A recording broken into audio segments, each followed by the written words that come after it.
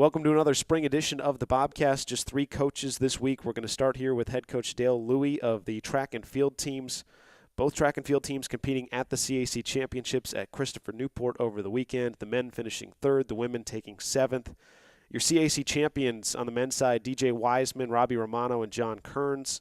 Wiseman in the 100, Romano in the 1500, and Kearns in the hammer throw. On the women's side, Kayleen Estrada, a champion in the 400 hurdles, and Kirsten Tawney in the hammer throw. Coach, looking at the results, it seems to be a solid performance. What did you make of your team's overall performances at CACs over the weekend? A solid performance on the part of both teams, the men and the women. You hope at a championship that everything goes your way, and the odds are probably not real good that they will. But we had a solid performance. There are areas where we could have done better, but I'm sure there's a lot of teams sitting there today who are capable of saying the same thing. So, pleased with generally speaking, pleased with the results. Always looking to be better, though. Well, what were the highlights in your mind from the weekend? Well, I mean, you mentioned those individuals who won their events in the CAC, and that's not easy to do. So, we continue through the years to have our champions and all CACs, and sometimes it's hard for us to score a lot of team points to be up there near the top, but we have consistently through the years, scored in the relays.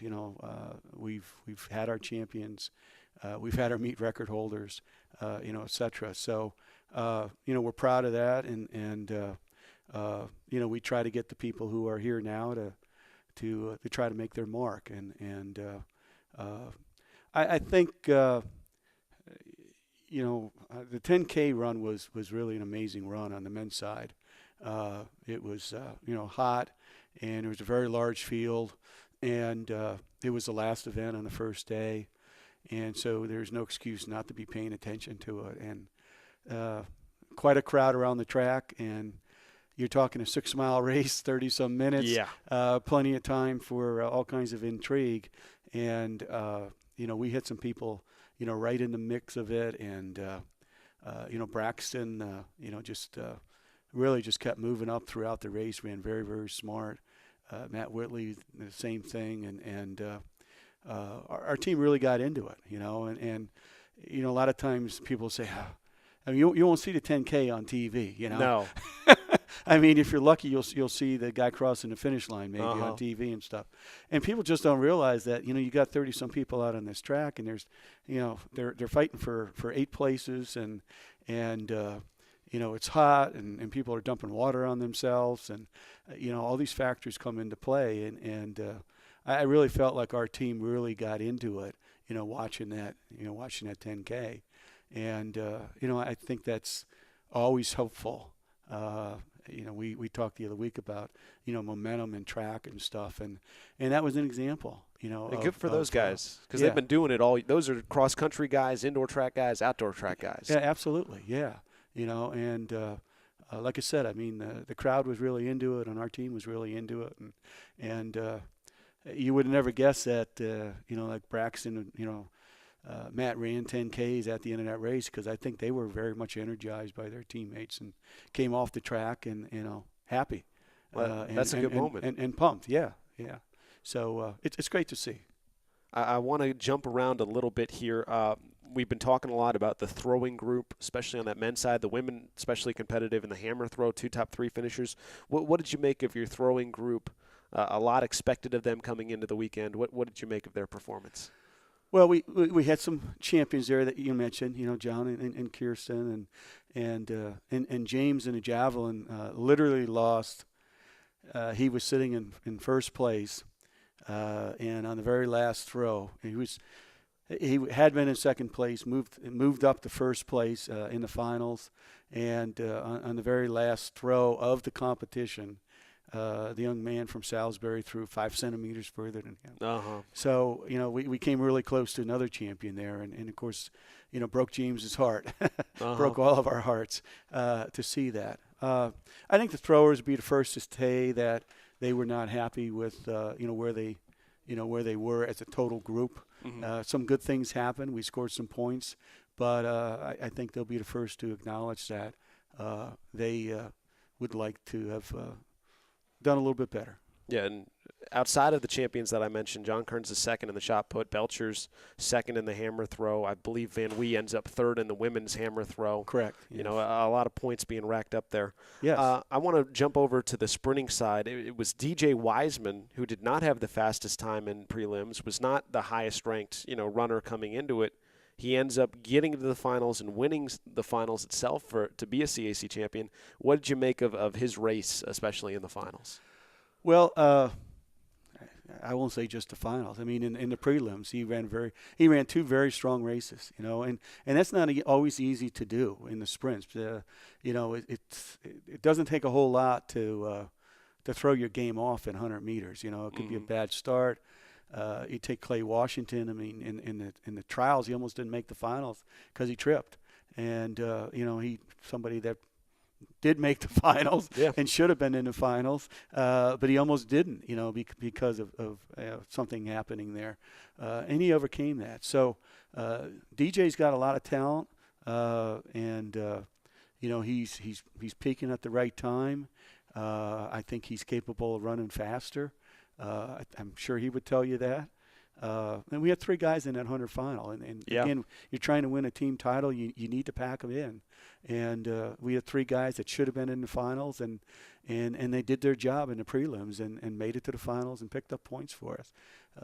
Shamar Nelson been battling some heel problems, and I didn't know if he was even capable of running. I went over and I talked to him, before that 100, and pretty much said, hey man, just walk down the track to pick up the point or whatever, but don't hurt yourself anymore. And his response was, I can run, I just can't jump. And he ran very, well. And he was in the relay as well. He was in the relay too. Yeah. Those guys, had a really nice time there. So, we're getting there at the right time of the year. I want to switch over to the women's side. We got a chance to talk to Kayleen Estrada before the championships, and she was talking a little bit about being relatively new to hurdles and kind of coming full circle here this year, winning that 400 hurdles title. What did you make of her day and her race there? She blew the field away, really, in the hurdles. I mean, there's no getting around it. Her race was similar to Robbie's race in the 1500. Both of them, the gun went off, they took off, and there was no looking back. It was, you never know in the hurdles about, tripping over something or whatever. But, she maintained her form and brought her personal time down. And then the thing, too, is she was one of the top point scorers in the entire meet. And because she did, won those hurdles and came back and qualified for the 200 meters final. And those are back-to-back races. And she wanted to do that, and then she came back shortly thereafter, and ran a heck of a good leadoff leg for us in the 4x4. So she had a really big meet, and I think she now knows that physically she's capable of doing some things that I think at the beginning of the year I don't think she would have thought she was capable of doing. Yeah, that's a monster performance on her part. Any other areas where you were pleased to see your team pick up points or performances that we haven't highlighted yet? Well, the thing that kind of struck me that, I said to the team after the meet, I said, there's two ways here to look at this fact. If you go back and look at the results, we had a lot of ninth place finishes on men's and women's side. And I said to them, that's points we left out on the table. We didn't get those points, and that's not good. But I said on a plus side, some of those ninth places were people making the finals in the field events. And that's what we've preached, get into the finals, step one. Keep the other teams from getting into the final. Penn State Harrisburg had a female jav thrower that just squeaked in and ended up, finishing second there. And, but she made it in, and she had three more chances. So that a little disappointed with all those ninth places on one hand because you'd like to pick up some more points. But on the other hand, shows that they were trying their best. And I said to them, I said, this is what you use for motivation for next year. I said we got the vast majority of both teams is coming back next year. We don't really lose very many people at all. This men's team is loaded for next year. So they have to use those ninth place finishes as a positive, as motivation over the summer. I said, that's the time you need to be in the weight room. At this time of the year, you're out of the weight room. You should be out of the weight room, So I think they took that in a positive way, and you see disappointment in a number of them when they don't accomplish maybe what they wanted to accomplish. And to me, that's a positive from the standpoint of they cared about their performance. They're trying to do the best they can for their team. Those guys knew they were in the mix to, be finishing up near the top. Yeah. They knew it was going to be a crapshoot whether or not we were going to, do it or not. But they kept plugging away. And the weather down there is not Frostburg weather. No. And yet they kept plugging away. And I didn't really hear a whole lot of complaining about it. I know some of them weren't happy about it, but on the other hand, they didn't use it as an excuse, and that's what it's all about. You deal with what you got. Well, I'll tell you what, this has been a really, really strong season out of men's track and field, especially women's track, bringing it together here at the end. AAR TFC Championships next week, SUNY Cortland, May 15th and 16th. Do you know who's in yet? Do you have a plan yet, or is that what this week is for? Well, we do know who's in. I didn't bring a list with me. Sorry. No worries. We'll talk next week. Yeah. But we have probably a male and a female 4x1 relays going. We've got some throwers going. We've got some jumpers going. We've got Robbie in the distance. We will probably put a men's 4x8 team out there as well. A lot of it is predicated upon final exams, and can we work that out? And honestly, that's the priority number one at practice today, is to try to determine that. But we'll take a nice squad of people up there. We're probably looking at a good dozen or so people, headed up for some really, really tough, good competition, which is what you want at the last meet of the year. Well, we're fired up. Men's track and field finishes third at CAC Championships, women finishing seventh. We'll have a better preview for you for our AAR TFCs next week. Dale Louie, thank you for joining me once again. Thank you very much. Next on the Bobcast, we have men's lacrosse, and men's lacrosse is the last team sport standing here in the spring. The Bobcats are waiting on an ECAC bid coming this Monday, looking to play as many as potentially 3 more games this week. Men's lacrosse this past week played number 2 York in the CAC semifinal and fell 10-3. And here with head coach Steve Gartelman. Coach, we'll start with York. What did you make of your team's effort on Wednesday night? It's against a highly touted opponent, a conference semifinal, a really big game. What did you make of the effort? Yeah, I thought our guys were focused. I thought our guys were confident and ready to go. And number 2 in the nation team, another 2 team in York, they came out and threw some punches, and we gave them a 6-0 jump, and they earned those. There wasn't anything that we gave them, and I think they came out and they really earned those 6 goals. We made some defensive adjustments and really got our feet under us on the offensive end. And the rest of the game was 4-3. So it was a competitive game. I thought our guys did not quit. That was the best part of it. There was no quit. There was no doubt on the roster. There's no doubt on the sideline. Guys were positive and working. It was just something that a good team came out hot. We knew we weren't going to surprise them this time. Last time we might have got them on their heels a little bit, and we really scared them. This time we knew it wasn't going to be a surprise, and they came out and they showed their guns a little bit, and I think we answered. It just was a little too late. Yeah, York seemed to do a good job of opening and closing quarters. You talk about that 6-0 burst to start the game. 6 of 10 goals for York really come at the front half or the very end of the quarters. What made them so effective in those situations, starting quarters quickly or ending quickly, and what can your team kind of learn from that and take forward next season? I think the best thing they did was they had a really good game plan for how we played our pick game, and their offensive execution of that was really good, and that's when we started making adjustments and started making it a lot tougher for them. And I think that was really it. Just they had a really smart game plan, and when we adjusted, the game changed. And we adjusted whenever we can get all of our guys on the same page. So right around that first quarter break, we started to talk about it and really hammer it home. But really, I just think that was it. They had a really good game plan, really good start. Our guys played like hell and then gave them everything they could in that first moment, but our schemes were a little off in how they were playing offense. Once we changed, it was even keel, and I think our guys saw that and knew that. So what the take from it is, just talk and communicate early so we can make adjustments early, and that's from the coaching staff down to them and from them up to us. So that's what we take from that, is making sure that we continue to adjust as early as possible. But realistically, I'm proud of how they played in that game. Yeah, that third quarter was 2-0, was going to be until the very final seconds of that quarter. What went right for your team in that third quarter? What did you like from what you saw? We started getting some face-offs our way. Our guys were, riding a little bit tougher. We figured out a few opportunities that we had to ride a little bit, and pinch their ride. And then we just started to, I think, settle in. I think, in big games, things can get a little tense. And we started settling. We started connecting more passes, started to break down matchups and get the ball to the backside and re-attack on the backside, which was a big scheme for us going forward. And once we got our shots, their goalie played really well. So I think that was something that was different from the last time. We had his number in the first game. He came out and made a lot of saves in this game, and I thought our guys shot the scout really well, and he answered, and he made the stops that we didn't think that he would quite make, and I got to the cap to him as a young guy playing in that moment. It was really impressive to see. But I think we did really well in that moment when we were kind of relaxed, and that's when we got into a moment of like, okay, defense is making their stops now after adjustments. We had some confidence.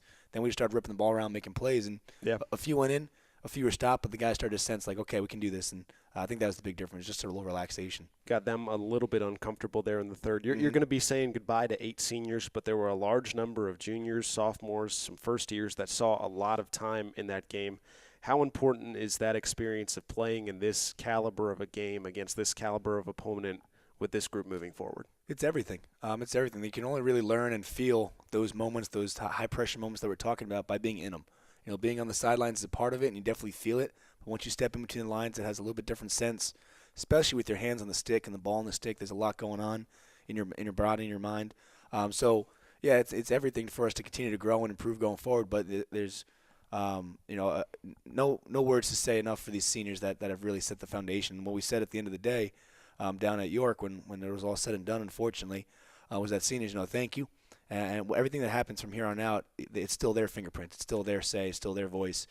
So any successes that might come in the next year or the years to come from the opportunities these guys had was from the examples that they set and the opportunities that they had with these seniors to learn from them. So, it's really important for us to grow, but those seniors were everything for those guys to get the opportunities and then just, know how to use those opportunities going forward. So everything was for a loss was really in good spirits, and the guys really saw the opportunities that they had and really appreciated how good the season was been for us. And we're excited for the future, certainly, with who we bounce back. But ECAC is something that we're hungry for as well. We're ready to see where we fall and how that goes. Yeah, the seniors have another chance to have their opportunities at least on one more week of practice and games. It's an opportunity to continue on. What's your approach to this postseason opportunity, and what do you hope your team's perspective is this week? Yeah, it's going to be something where we talked on Friday a little bit. We had a little team meeting and just kind of reminisced a little bit like, hey, here's some of the highlights. Here's some of the great games we had, some of the opportunities we had that, slipped through, and just remembered everything. Talked about the spring preseason, the fall ball that we had, and everything that went through. Just to remember like how far we've come, how special it's been, and this is an opportunity for us to have one more special week together. The seniors, thank you so much for what they've done. Let's get one more week together and, thank them again. Continue to show them within, how we do things, not only with our words, but with our actions, how we respect them and how they've shown us how to do, the daily work. And we want to go out there and win. We want to end on a win. We want to have our guys, finish on a high note and believe that, everything that we've been talking about and preaching is not all said and done because we lost against York, a really good team. We're still building, we're still growing, and, we're still here. So it's an exciting time for us to have some fun, and we want to make sure we enjoy this as much as possible.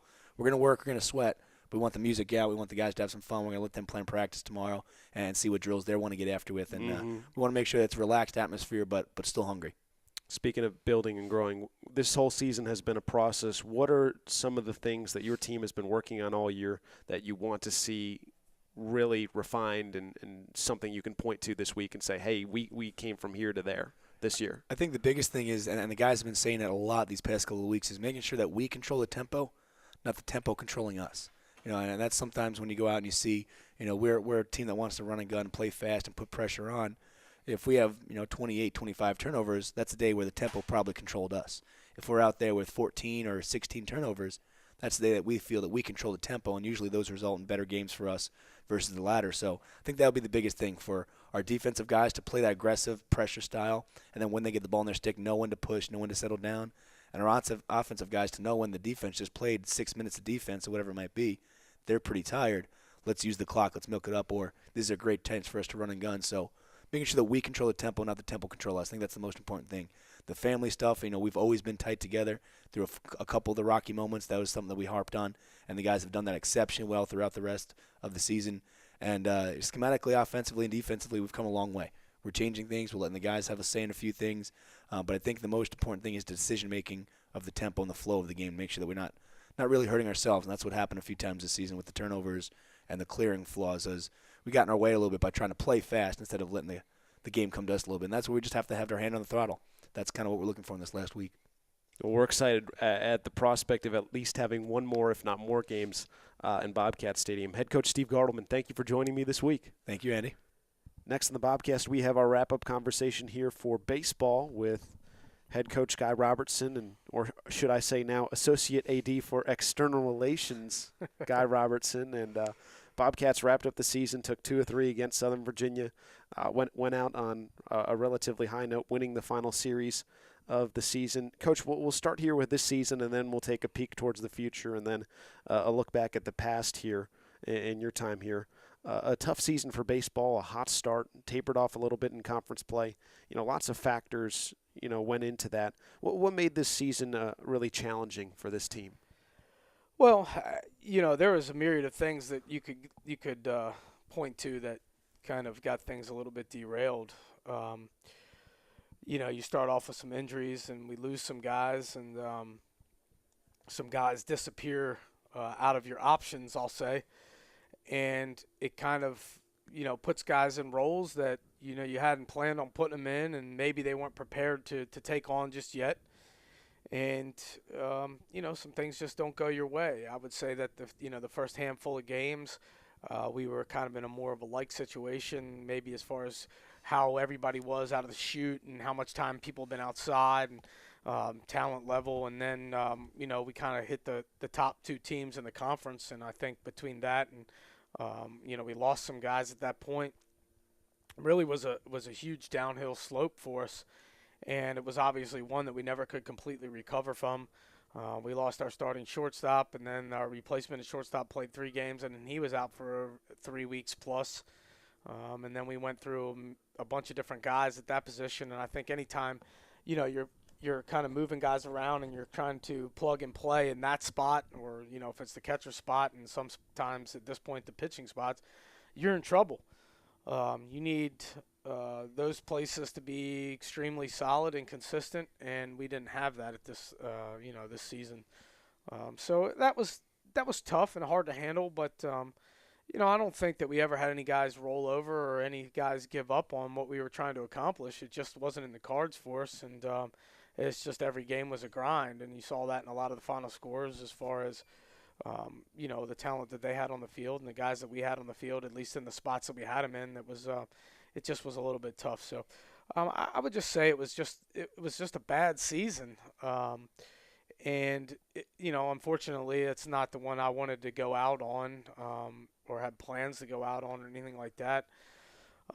It just kind of was what it was. But, a lot of good things from it, too, and which, I'm sure we'll touch on here shortly. But I would just say it was just, guys being out of position and putting guys in spots that they weren't accustomed to or that we had planned on. And that always changes the game plan, too, as far as what you think you can do within the game and how you can play things. And things maybe that you worked on in the preseason as far as defensive alignments or things like that, then you're like, oh, well, when we did this, these guys were here, here, and here, and now they're in 3 different spots, and kind of throws off what you can do. And I think you become a little bit too vanilla, and you're forced to become a little too vanilla. And with some of the teams that we were playing against, and the CAC looks like it's going to get 3 teams in the regional to me, and you had a couple other guys that were 25 plus wins on the season. So when you're playing against the caliber of teams and players that we were playing against the second half of the season, anything that's going to go awry is just exposed exponentially when you're playing against good teams. And ultimately, I think that's just what happened. Yeah, but by the end of the year, CNU and Salisbury both ranked in the top 10. Harrisburg knocked Salisbury out of its own pod, but potentially, as you said, a 3-bid conference for regionals. I want to touch on some of those highlights. Frostburg at this point now that the season is over. Number 5 in the country in home runs, number 7 in home runs per game. What made the power aspect of your team successful this season?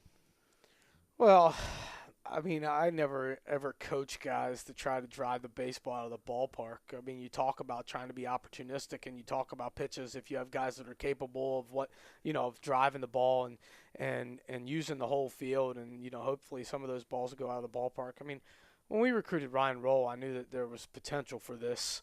I'm kind of shocked that I might have been one of the only few college coaches to actually see that. I'm just glad we were the ones who got him. But of course, it doesn't stop there. I mean, you look at the season that Jason Paredes had, and I mean, his output was tremendous for us when he was in the lineup, and he had some ups and downs too. It wasn't like he was super consistent, but he went through a season where he was really good for the most part, and really happy for the season that he turned out. I think he hit 8 home runs or something like that, but he had a ton of extra base hits. And Furman and D'Amico had some home runs and extra base hits in there. Furman kind of got off to a good start, and then he was hurt there for a little while. And another guy, a perfect example of a guy's season who kind of didn't get derailed by injuries, but he was certainly, if you look at his total amount of at bats and plate appearances, were significantly less than the other regulars in the lineup. And he was healthy. He was a huge part of what we were doing. So not to have him and not to have Muton for the stretches that we had, and you look at his numbers in conference, the at-bats and the numbers that he put up in the time that he played, and we didn't have him for what was most of the conference season. So, those were things that were tough. But back to your question, I mean, we just had guys that were opportunistic in some situations where, we were able to drive the ball out of the ballpark. And, I don't think it's something you coach. You try to coach guys to be complete hitters, and when those things happen, they happen. And we just had guys that were capable of hitting the ball a few feet further maybe than we've had in years past. Sure. And Ryan Roll, as you mentioned, 16 home runs this season. That is a single-season record, and there's been a lot of good baseball players here. Did you expect that kind of output, a single-season record, this season from him when you brought him in? No, I didn't think he'd break a home run record. I knew it was on his mind. Uh-huh. But, I mean, he was consistently driving the ball out of the ballpark. He hit 16 home runs, and we played, 34 games? So, I mean, you're looking at almost one every other game. That's pretty impressive. And the record was set, a guy in 2011 who's one of the greatest, if not the greatest all-around hitter that I coached while I was here in Matt Green. Matt Green. I think he did it in nine more games, or had, 8 or 9 more opportunities.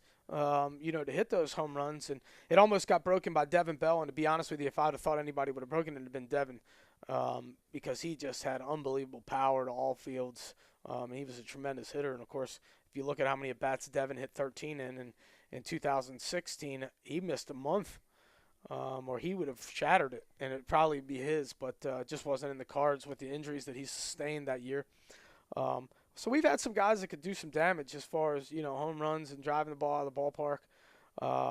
I'm not sure that we've had any other guys other than those 3 that have been in double digits, unless maybe I'm glossed over somebody, but I don't think so in my time here. But Roll's deserving. I mean, he's got that ability, and he really, you saw his average dip down, and then it went up probably 50 points in the last 2 weeks of the season against some of the best competition that we faced. So, he's deserving of the record. He's that kind of a power guy, and I'm happy for him. Any other highlights or memorable moments from this team this season? Wow. I think you think about the success early. I think about, and Roll's in the middle of this, an extra inning win against RIT, who I think is a really good club, that we were down against a guy that's throwing 90-plus miles an hour. And Roll has a 10 or 12 pitch at bat and hits a ball out of the ballpark. And Colby Lee pitched that game, and I think he gave up 2 runs in 6 innings, and it was a 7-inning ball game, first game of a doubleheader. And I think it was the first game that we were really probably challenged as far as late into the game against a good team. And at that time, I thought that was a really good win for us. And Franco came in, and the last 2 innings, I think he punched out a few guys and ended up, pitched 2 innings, got the win, and didn't give up a hit, I don't think. And then we ultimately win on a Nick Furman ball in the right center gap. That stands out to me, obviously, as a quality win for us. just the way that the guys battled in certain situations. I think that, you kind of got to look to that. And, we had Salisbury beat and we had them down in the game 3 and we couldn't pull it out. But the guys, battled. You're 0-4, 0-5 in the conference, and you're putting yourself in a position to win. Then you go to the next, you get kind of thumped a little bit against Mary Washington game 1, and then you have them down in the 9th inning. We just couldn't quite put it together. And I guess maybe that was a little bit of how it kind of went. We don't win the game against Mary Washington. We beat York, and then we don't win the second game against York, and we kind of have that one in our control. And if those 2 games go a different way, then who knows how the season turns out, as far as maybe we're still playing, or at least have played this past weekend, and whatnot. But and then I guess at the end, my whole goal, and I think I said this last week, was to go down to Southern Virginia and try to end on a positive note. And to win a series finally, and to win my last game here as the head coach. I'm pretty pumped about that, to be honest with you. It wasn't against a super quality opponent, but we go down there and we play really good baseball on Tuesday, and we win an 11-8 game. And finally, we did some things like second and third. We hit a fly ball. We had a double to right field that clears the bases, and then we hit a fly ball to right field in the same situation where you're able to advance both runners while only using 1 out. It's just some of those little pieces of the game that, really get you going. And there were tack-on runs there in the 8th and the 9th. And, really, I guess, put it out of reach, ultimately being up 6 in the 9th, and because they scored 3 and we still win by 3. But stuff like that, I mean, it's fun to be a part of those type of games, no matter who you're playing. And, I knew that that was the end of the line for me, and to be able to win those. A highlight for me, 3-game set against St. Mary's, when kind of all this was kind of coming to a head against, probably my best assistant, at least my longest running assistant, Bernie Strachko, who I'm super proud of, has been down there for the last 3 years as the head coach and a part of my family tree of coaches. Yeah. And to kind of go through that, and knowing that some of these things could potentially be, it was pretty emotional for me to be there with him, knowing this might be the end. And some of the things that we accomplished together during his 5 years here was a highlight for me. Even though that series didn't work out, just knowing what he's doing and some of the things that he's accomplished is, personally is very gratifying. Not just him. I mean, there's other guys out there too. Anthony Williams is doing a hell of a job up at Clarion.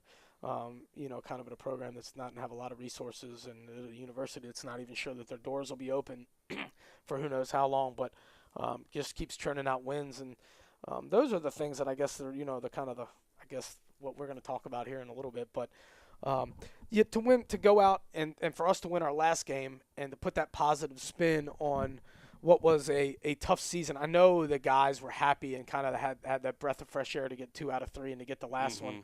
I know that I kind of put a damper on it there a few minutes after the game to kind of fill them in on what direction I was headed. But I guess spinning it forward, there were a lot of tears, including my own. And there were a lot of hugs from everybody on the team. And to me, I mean, I think that's maybe what stands out the most to me is the relationships that you build and the bond that you create and the time that you spend trying to be of value to these guys' lives. And I think that I was able to accomplish that this year. I believe that in years past. And I'm not saying it's some great significant accomplishment. Just to try to be a positive role model in these guys' lives. I mean, I think that's really ultimately what our jobs are and why we do this, is to try to make a difference for these kids, whether it's to help them accomplish something on the baseball field or something in the classroom or something off the field, or you're able to help them through something that's going on in their lives. Ultimately, I hope that that's what I'm remembered for, as somebody that they'll look back and at least that made a positive impact on their time here, no matter how significant or insignificant. And that's different for each guy. That's what I hope I was able to do, barring, the wins, the losses, the championships, whatever. I think that's what I hope that I will have accomplished most, is to make an impact on each of these guys' lives, at least in some small way. Whether it's just giving them an opportunity to play college baseball, to win a championship, to be a part of something that maybe they never were a part of before. Whatever that whatever that contribution I made to their lives, I hope I was able to do something positive for them and enhance their college experience. And I felt like, at least based on the response from the majority, if not all of the players, this year, this coaching staff, we were able to at least make a difference positively for them. I want to give some credit to this year's team. Mathematically eliminated going into that final series against Southern Virginia to actually play it out and win the series and give you that moment of the final win before you go off. That is something that the team could have said, this is it, we're packing it in. Well, and let's one of the things that was important to me, and I think it's important any situation that you're in from a competitive standpoint. I owe so much to baseball for the things that I've accomplished in my life. I'm starting to get emotional a little bit here thinking about this. To the things that baseball has brought to. I mean, I go to college to play baseball. I meet my wife. We have 2 beautiful children. I've been able to make my living in baseball, and because of baseball, now I have this new opportunity. And because of the coaches that I've had, we've had the success that we've had, and they've been able to gain opportunities, I feel like, through baseball. Everybody owes a debt. If you've played college baseball, wherever you've done it, you owe a debt. You should pay it forward because you have an opportunity that a lot of people aren't afforded. And because of that opportunity, you've definitely had something enhanced in your life because of the teammates that you had, or the coaches you had, or the institution that you went to, the degree that you were able to gain, or degrees. Baseball has been very good to me, my family, and to, I feel like, the majority of the folks that have come through these doors at Frostburg, coaches and players, administrators, trainers, equipment staff, whatever you name it. I think baseball has enhanced their time here, and I am very grateful for the opportunity that is offered me for 12 years. And so I think that you go into that last game and nobody knew what my situation was except for me, but you owed it to the game to see it through, and just keep grinding and keep putting your best foot forward. And I told the guys, over the last couple of weeks, I was like, can we just make this about baseball? Not about, having to manage somebody's course loads or emotional outbursts or, what they have going on in their personal lives. When we get to the ballpark, can we just make it about baseball? Because that's what it should be about anyways, and each other. And, for those last couple of days, it was about baseball. And, even when I made the announcement to the guys and I said, listen, this is not to take away from what we just accomplished. This group will never be together again. As it stands, you need to ride home on the bus and just enjoy the time together, enjoy the camaraderie piece, and take it for what it is. We just won 2 out of 3. It's the first time we did it all year in the conference. Let's enjoy it. And the other piece that I told him, I was like, well, small victories. We win on Tuesday. I said, if we win one on Wednesday, we don't finish last in the conference. So I was like, there's something to play for. There's always something to play for. The game always provides you with something. And you just never know what that long-term effect's going to be or how that's going to play out. And, for me, it just happened to be a win in my last game here, which I'm very proud of. And, not just the career, but to win the last one, it makes me feel a lot better about this season and where we're trending and how we can head forward and where this program's going to go when we move to this D2 thing. And but I'm proud of them for that, and I appreciate them giving me that moment. I'm happy for the seniors that they get to win their last game. I'm happy for Dan Rysick that he pitches and plays a huge role and gets a win in his last game on the mound here after being here for 5 years and being the last kind of tie to that 2015 World Series team. And I'm happy for that. And we got a bunch of the seniors in. Chase DeLoss pitched an amazing ball game, to help us get in. Nathan Engel gets a win in his last outing. So all those things, it's very, I'm happy for them and happy for me. And so the guys who won't be back next year that will have the opportunity to win ball games, I'm glad that it was able to end the way it did. So I do want to give credit to this year's team for that. And now I want to kind of look big picture here for you. I had the unenviable task the other day of trying to distill your whole baseball bio into your new position. here's what I got. Over 12 seasons, 300-plus wins, a couple conference titles, going to regionals, the 2015 World Series. To you, what stands out over 12 years in terms of players, teams, moments that you're going to carry with you and remember fondly? Well, I guess for starters, the relationships that you build over 12 years are pretty amazing. We have an alumni group here that is ravenous. They care about baseball. They care about Frostburg State. And 12 years ago, they welcomed me into a family that, they didn't know anything about. I wasn't an outsider because, honestly, it's interesting, the ties that I did have to some of the former players and people that coached here and were my high school coaches and that went to school here, and one of them's my head coach in high school is in the Hall of Fame here. And so there were some ties. But they welcomed me with open arms and brought me into a group that cared immensely about it, and then gave me the torch, and then I was able to, obviously carry it forward. And I think that 12 years looking back, I left it better than I found it, I hope. To Troy Dell for giving me the opportunity for, after not being, I spent 4 years as a head coach at Coppin State, and then was 1 year out of baseball at the baseball factory, and then to have the opportunity to come here and lead this program over the last 12 years, it's truly been the greatest honor of my professional life to be the head coach here and to be able to tell people that I'm the head coach here, be able to represent this program, and just to have the opportunity to do it, and then have the opportunity to offer that to kids who what I believed was a tremendous opportunity for them, not only for baseball, but from a growth and development standpoint, from an environment standpoint, from an educational standpoint. The opportunities that you're able to give players here, is just tremendous. And I'm glad that I was able to do that for 12 years.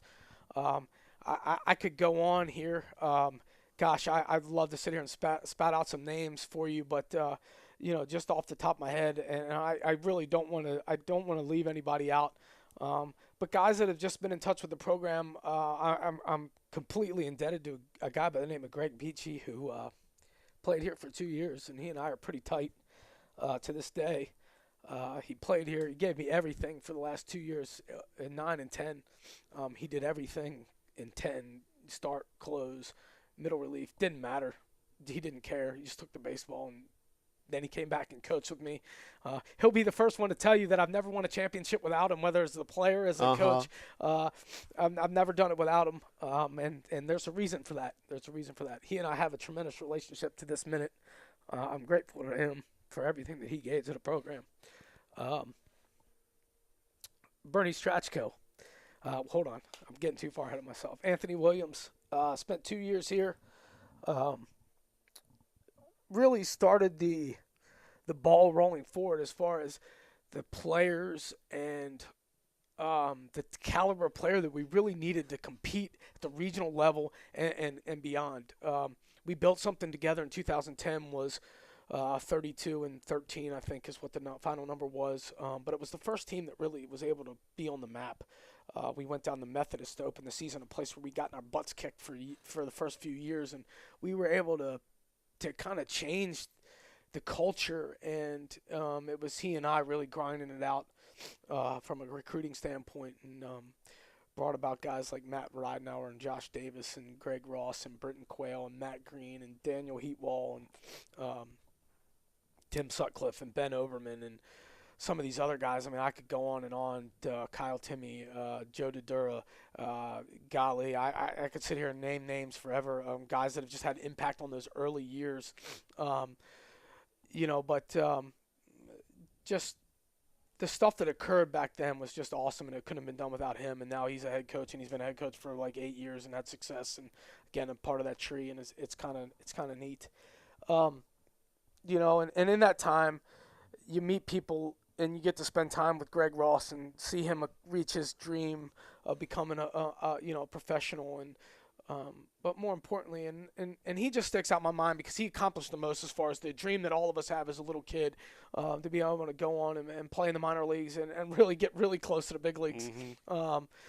Getting as far as AAA. But the fun part about that is that it's the relationship. And I talked to him the other night, and he's a dad and he's coaching baseball and he's trying to give back, and he's talking about the stuff that I tried to help him with and the impact that that he says and that I had on him. And you're not trying to do that. You're just trying to do the best you can and do right by guys. And just to hear him talk and know that he's had stuff from baseball that that's I've been able to impart on him and be a part of his life is just super cool.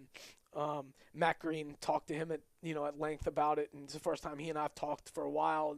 And he's one of the greatest players in the history of this program. Oh yes. His name is all over the record books.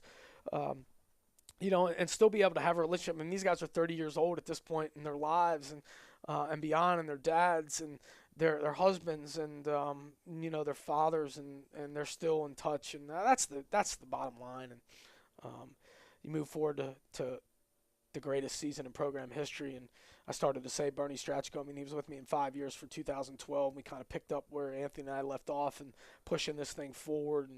And Beachy comes back and he helps us put the finishing touches on something and that we've been working towards. And we joke all the time about pushing the ceiling up, and we coined the phrase that we were hunting unicorns. And unicorns obviously are mythical creatures, but we were hunting them here, and we wanted to bring guys to this program that the program had never seen before, and we did that. And obviously that culminated in 2015 and then 2016 and back-to-back regionals and the only World Series appearance in school history and number 2 national finish and 43 wins. And if that one's to be topped, you're going to have one hell of a run here. Obviously, I'm super proud of it. I spent the last 4 years trying to recreate it to no avail. And the guys on that team, forever will be indebted to Clayton Frymuth and Bennett Schultz and Nick Walker for being fifth-year senior transfers to come in here and kind of put the icing on the cake. But you look at guys like Zach Keeler and Connor Cooper, who were here for 4 years and were into the third year of a 4-year run with me. And Lane Farmer, who came in, was a senior. And, Ricky Brady and Ricky Castro and, just those guys, Nick Huff, that group is just obviously super special for many reasons. Skipped over a couple guys, and Kevin Keene and Dylan Shoup, who are all over the record books, and special group of guys, and Rob Jennings and Jeremy Ramalia. You could just sit here and go, Zach Weiss, Pablo, as everybody knows him. If anybody from back then will know him as Pablo, he's a guy he's the best kid that I never recruited, showed up and was a 2-time all-region player and, ended up hitting 3-hole in that World Series team. And we could sit here and we could talk forever. Devin Bell, who I mentioned in 2016 and then gets hurt in 2017. And, it's a special family. And I guess I started this conversation about the past with being invited into a family with open arms. And I think that we've grown and enhanced that family in the last 12 years. With people who really care about this program and care about this university and care about one another. And I guess that if anything, as we move forward here and we move on to Division II and somebody else gets a chance to take the reins, and hopefully they'll be able to grow the family and have some of the experiences and the opportunities that I was afforded as the head coach and get to spend time with special people.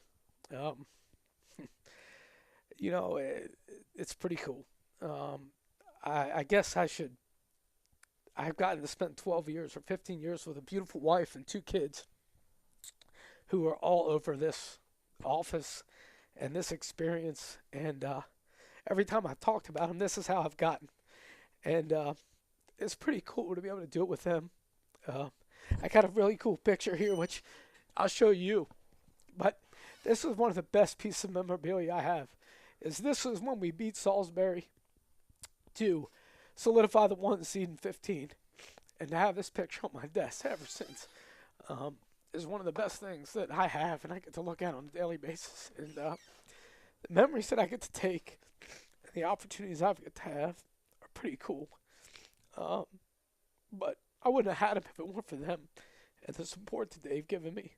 And the opportunity to be here with these people in this building that I can't name them all.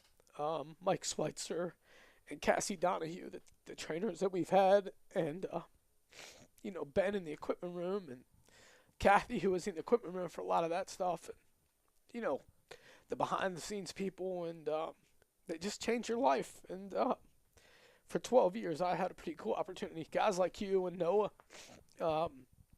they come and gone, and Kyle, Lynn Hart, and some of the guys that he's had down in the weight room, and it goes too quick. And but it's been cool, and I'm grateful for it. And somebody else gets to do these interviews with you next year, and but I'm grateful for my time. I'm thankful for it, and I've been truly blessed. Well, what the next step is, associate athletic director for external relations. What does that mean? We talked a lot about what baseball has given you. What's the next step for you here, Coach? Well, we sat here and we talked about the relationships, and the next step in this phase is develop relationships with other people, and continue the relationships that you've built through the opportunities that I've had. But now it's an opportunity to work with these other head coaches and try to help them develop their programs and try to enhance their programs, and go out and meet people in the community, and go out and meet people in the alumni base and other sports, and start developing some relationships with them. And I think that's what it starts. I mean, this is a relationships business. You spend your whole time trying to cultivate relationships with your recruits and their families, and then you're trying to build relationships with your assistant coaches so things go smoothly, and you're trying to develop relationships with the support staff here in the sports information department, and the athletic training department, and the weight room, and the equipment room, and the equipment, the grounds people on campus. And this is a relationships business, and you build relationships, and you hope that they're solid, and you just try to use some of, I guess ultimately I'm just trying to be who I am, and now I get to be supportive of other people and try to help them, and maybe I can in some small way help them achieve some of the things that I've been able to achieve, and help them grow their programs in a different direction. And maybe it's just to continue to enhance their programs because they're already going in the right direction, but I'm excited about that, and just the opportunity to grow in a different way for myself and support my family in a different way. It all stems from the same place. I mean, it's baseball, and it's relationships, and it's family. And now I just hope that that's going to get a little bit bigger and, expand that group a little bit more. Well, Guy, we thank you for 12 years of some really, really great baseball and the relationships that you mentioned. And we just wish you the best as the Associate Athletic Director for External Relations. And just thank you for taking the time this year, last year, to have these conversations. And we wish you the best moving forward. Well, I appreciate it. I thank you guys for all the time and energy that you guys spend. You have to sit out in the weather. You have to sit out in the rain. You have to sit out in the cold. You have to sit out in the wind. So you get a little bit of piece of what this is all about, just like we do. It's not easy. But I thank you for you guys over the years. Back to Billy McDaniel when I first got here was one of Noah's assistants, and he covered baseball, and he was a baseball player all the way to you and the fielder now. It's all been trying to be a part of what we're trying to do, and you guys try to. Over the years, we've brought baseball to people, not just here in Frostburg and not just in the state of Maryland, but we brought it to them around the country, and I'm proud of that, and you guys have been a part of that, and so I thank you guys, and thanks to everybody who's been a part of this over the last 12 years, and I'll miss it. I'll miss the people, but fortunately I'm not going anywhere, so I still get to spend time with the people, and I think that's the most important thing. So thanks to them, thanks to you guys, and I'm eternally grateful for the opportunity that I've had here. Yep, we'll see you around. Thank you, Coach Guy Robertson, for joining us one last time on the Bobcast. Thank you.